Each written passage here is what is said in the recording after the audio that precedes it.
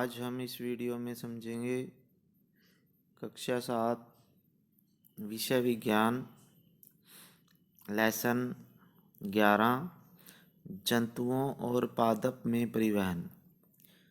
तो आज की इस वीडियो में हम केवल जंतुओं में परिवहन समझेंगे। तो इसमें देखो, जंतुओं में परिवहन, इसमें है, यहाँ से शुरू करेंगे हम। आप जानते हैं कि सभी जीवों को जीवित रहने के लिए भोजन, जल, ऑक्सीजन की आवश्यकता होती है। उन्हें सभी पदार्थों को अपने शरीर के विभिन्न अंगों तक पहुंचाना होता है। साथ ही जंतुओं को अनेक अंगों से उत्पन्न अपशिष्ट पदार्थों का परिवहन उस स्थान तक करना होता है जहां से उन्हें बाहर निकाला जा सके। क्या आप जानते हैं कि यह सब कैसे संभव है?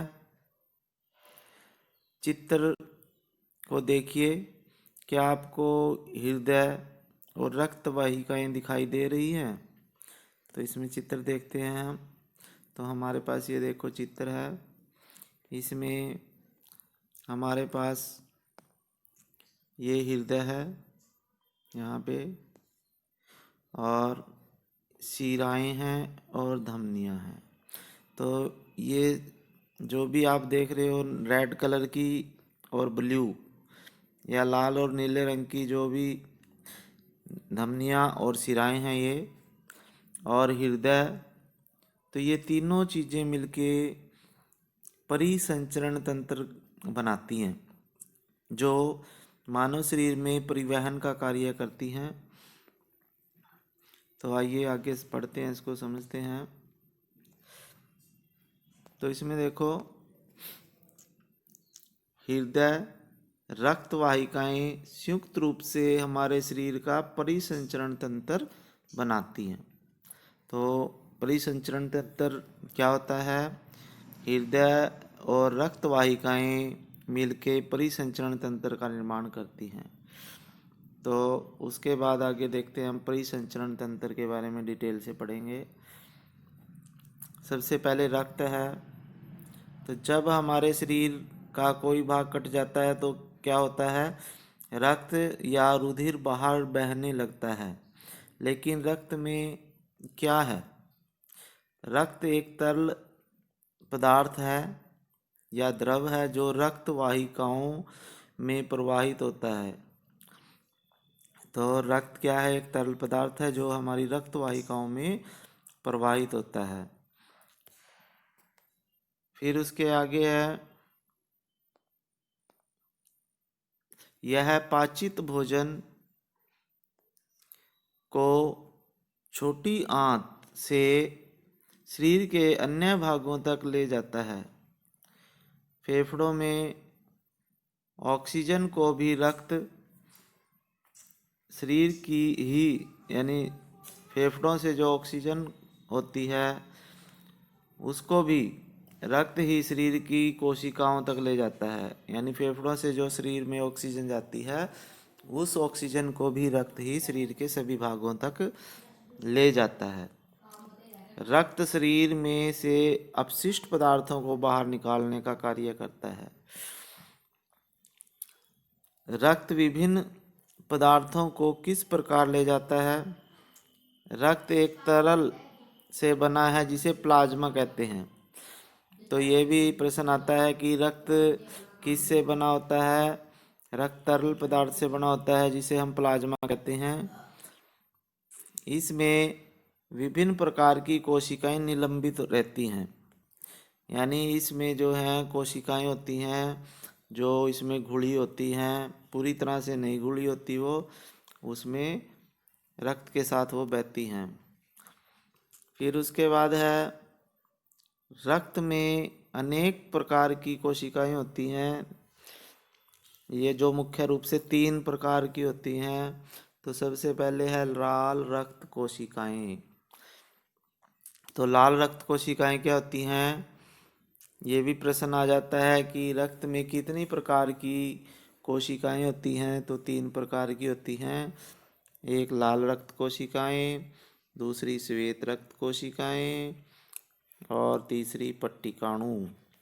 तो पहले हम लाल रक्त कोशिकाएं पढ़ेंगे। इनमें एक लाल वर्णक होता है जिसे हम हीमोग्लोबिन कहते हैं। क्या कहते हैं? हीमोग्लोबिन।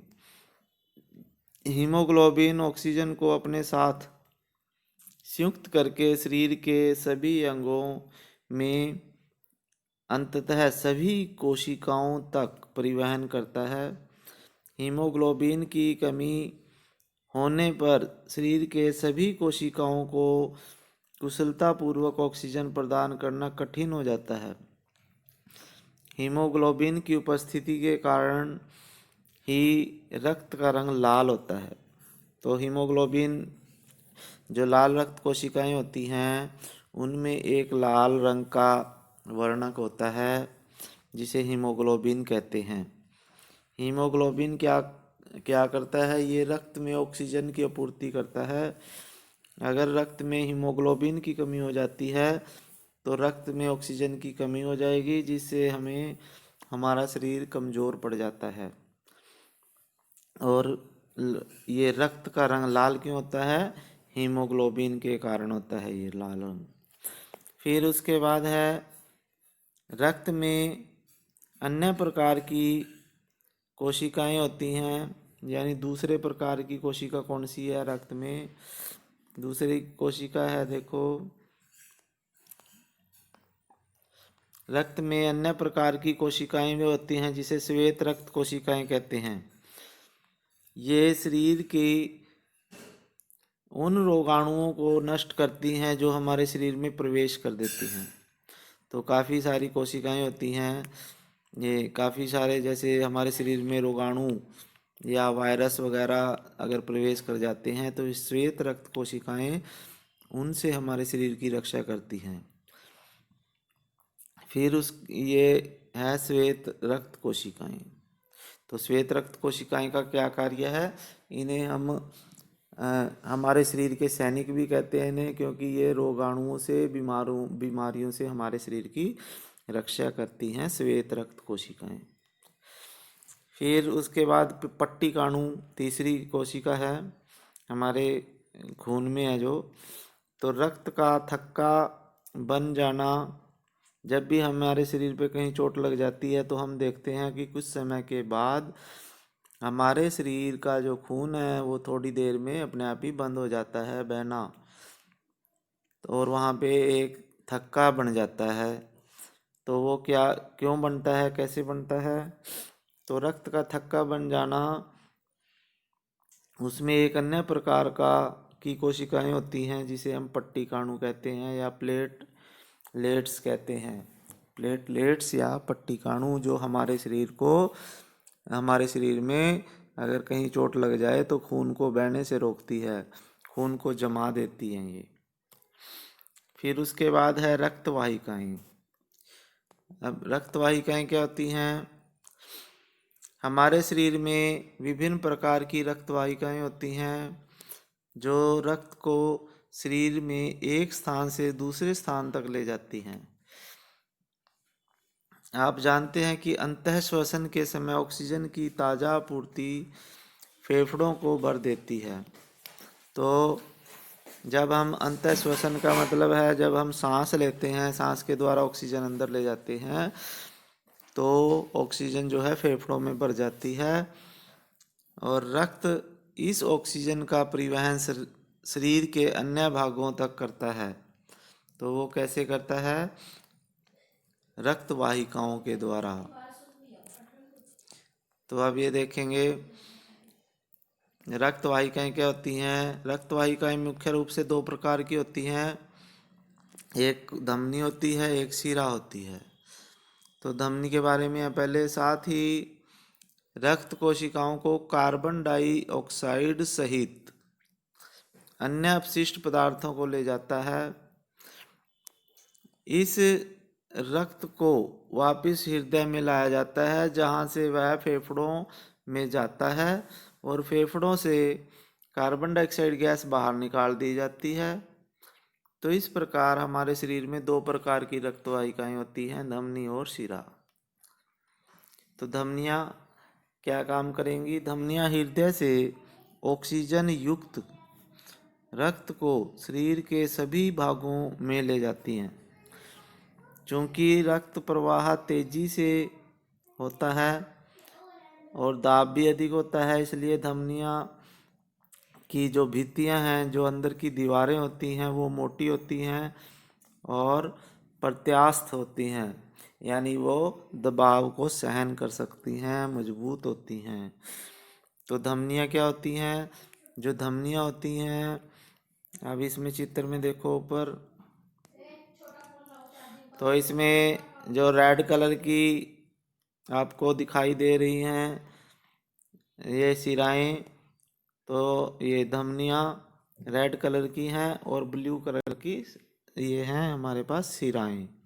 तो रेड कलर की जो होती हैं वो क्या काम करती हैं? ये इस हृदय से शुद्ध खून को, ऑक्सीजन युक्त खून को शरीर के सभी भागों तक ये पहुंचाती हैं। क्या कौन सी होती हैं ये? धमनियाँ। धमनियों में शुद्ध खून होता है, ये दीवारें इनकी मोटी होती हैं अंदर से, और क्योंकि यहाँ पे उच्च दाब होता है। और शिराएं जो होती हैं उनका उल्टा काम होता है। शिराएं शरीर के विभिन्न अंगों से खून को हृदय तक लेके आती हैं वापस। फिर उसके बाद आगे देखते हैं हम शिराओं के बारे में। आप ये भी देख सकते हो, जैसे ये देख रहे हैं, इसमें आप अपनी नब्ज देख सकते हो। तो जब हम इस तरह से देखते हैं, अपनी दाहिने हाथ की मध्य और तर्जनी उंगली को अपनी बाएं कलाई के भीतरी भाग पे हम रख देते हैं, तो हमें एक स्पंदन महसूस होती है, धक धक की आवाज़ सुनाई देती है। यह स्पंदन क्या होती है? इसे हम स्पंदन नाड़ी स्पंद कहते हैं, यानी इस स्पंदन को हम नाड़ी स्पंद या नब्ज कहते हैं। तो अगर हम इसको देखें, गिने, और 1 मिनट में देखें हम कितनी बार ये धड़कन होगी, तो ये 72 से 80 बार हो जाती है लगभग। तो किसी नाड़ी स्पंदन गिने 1 मिनट में जितनी भी हमें नाड़ी स्पंदन दर सुनाई देगी, उसे हम नाड़ी स्पंदन दर कहते हैं।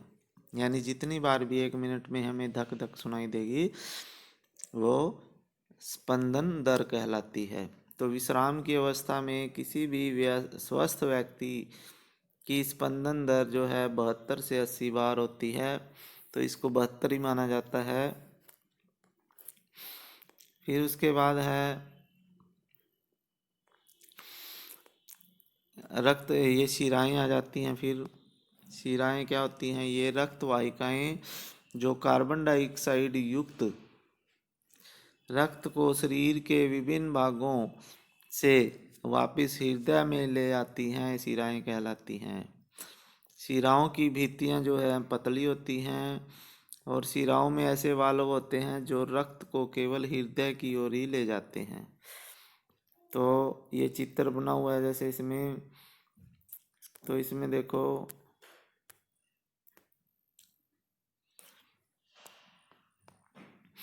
यहाँ पे हृदय है, जैसे ये हृदय है, तो हृदय से जो धमनियाँ हैं वो शुद्ध खून को इधर ले जाती हैं, और जो शिराएं हैं वो अशुद्ध खून को हृदय की तरफ ले जाती हैं।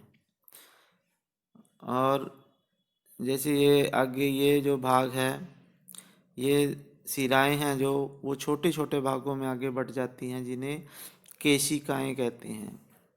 केशिकाएं पतली हो जाती हैं, ये धमनियाँ और शिराओं के आगे भाग होते हैं ये। और जो ये फेफड़े होते हैं, जब हम सांस लेते हैं तो फेफड़ों में ऑक्सीजन आ जाती है, और ये ऑक्सीजन जो है खून में मिल जाती है और वो खून जो है यहाँ से हृदय में आ जाता है और हृदय फिर उस शुद्ध खून को, ऑक्सीजन युक्त खून को शिराओं के द्वारा भेज देता है आगे और सभी भागों में जाएगा। जब सभी भाग उस ऑक्सीजन का यूज कर लेंगे तो वहाँ पे ऑक्सीजन से कार्बन डाइऑक्साइड गैस बन जाती है और उस गैस को फिर ये शिराएं जो हैं विभिन्न अंगों से हृदय तक लाती हैं और हृदय से फिर वो फेफड़ों में आता है और फेफड़ों से carbon dioxide gas CO2 gas बाहर निकल जाती है सांस के द्वारा। तो इस प्रकार से ये परिसंचरण तंत्र होता है पूरा। तो फिर केशिकाएं क्या होती हैं? केशिकाएं अभी मैंने बताया आपको, जो धमनियाँ छोटी छोटी वाहिकाओं में विभाजित हो जाती हैं, ऊतकों में पहुंचकर ये पुनः अत्यधिक पतली नलिकाओं में विभाजित हो जाती हैं, इन्हें केशिकाएं कहते हैं। केशिकाएं पुनः मिलकर शिराओं को बनाती हैं जो रक्त को हृदय में ले जाती हैं। तो केशिकाएं, ये भी आपको पता होना चाहिए, जो रक्त वाहिकाएं होती हैं वो छोटी छोटी आगे विभाजित हो जाती हैं छोटी छोटी वाहिकाओं में, इन्हें केशिकाएं कहते हैं। और आपने देखा होगा कि लोग खून दान करते हैं। क्यों करते हैं? क्योंकि इससे रक्त दान से जो है सैकड़ों लोगों की जान बच जाती है। कई बार किसी को खून की आवश्यकता हो जाती है तो हमें रक्तदान भी करना चाहिए। तो आज की वीडियो में इतना ही पढ़ेंगे। तो अगर आपको ये वीडियो अच्छी लगे तो इसको सब्सक्राइब ज़रूर करें और सभी बच्चों पे आगे भेजें ताकि अन्य बच्चों को भी इसका लाभ मिल सके। धन्यवाद। जय हिंद।